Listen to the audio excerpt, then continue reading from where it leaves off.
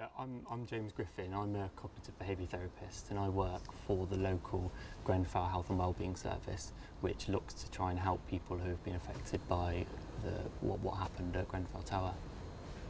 I'm Tayshan Hayden Smith, and I live in the community of Grenfell.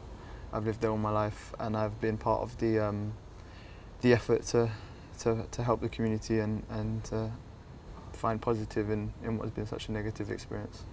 And I'm Les Ferdinand, former footballer, but grew up on the Lancaster West estate. So the Grenfell Tower has always, had a soft spot in my heart, and been trying to do whatever we can as a football club and as an individual to help the process. Tayshan, how have you tried to cope with what's happened, and how have you tried to kind of manage your feelings and emotions?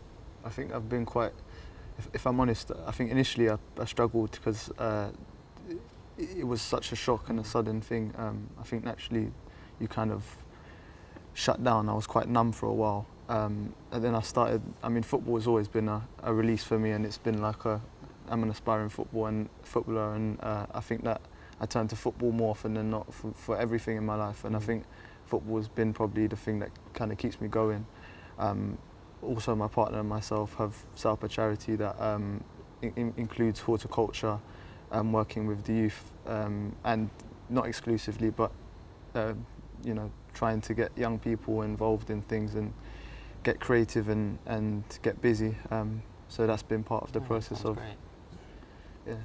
And Les, why do you think people find it hard to kind of talk about feelings and seek support for when they're feeling?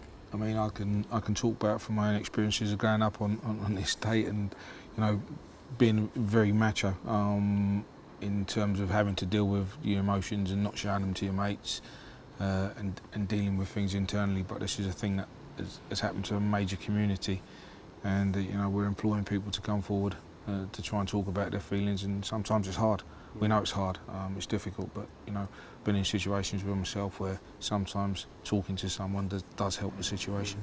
And what advice would you have, Tayshan, to people, kind of friends that you have that are struggling but maybe finding it hard to talk about what's happening for them? I think only recently I've kind of put myself in a position to express myself and communicate with people that have offered their help. I think since the beginning, when Grenfell happened, I was like shut off from everything, and I just thought, as Les was saying, like you're the macho man, you can deal with it yourself, and it'll be fine in the end. But I think especially with Grenfell and the continuous nature of it, it's not just the events happen and that's it.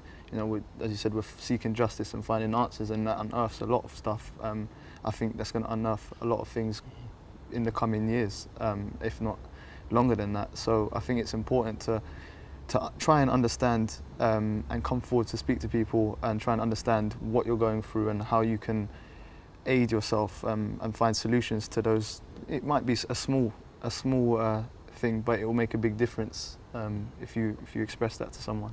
Yeah, I guess that's been my experience of working as a therapist in the service. I've met a lot of different types of people who've been affected by Grenfell in completely different ways, and I've met people that I don't think would have come forward for support had it not been for kind of Grenfell happening. And I guess some of the things that I've noticed is that kind of Grenfell has enabled them to come forward and talk about how they feel, and what we found is that actually they've struggled for quite a few years even prior to Grenfell, but they've said to me that they just thought they shouldn't come forward, or they haven't been able to kind of talk about it. So and I think just from what you're saying there, I think there's always been a stigma around looking, searching for mental health, or a stigma around it, where people feel like if I'm having to go for therapy, that puts me in a certain box. It's important for people to understand that that's not the case. It's just for you to help to express yourself. And as I said, there's always been this stigma around it, and it's trying to get away from that stigma and people understanding that there is a lot of help out there for them if they need it, and it's, I implore them to come forward. Yeah, and we would kind of say the same thing. We say we know that therapy is something that has a really negative connotation to it, but we hope that we're breaking down some of the barriers with people in the community and people who've been affected, that means that they do come forward and maybe get help when otherwise they wouldn't, because we want people to know that it's kind of okay to kind of have these difficulties, and actually there is a lot of support out there for people. Yeah.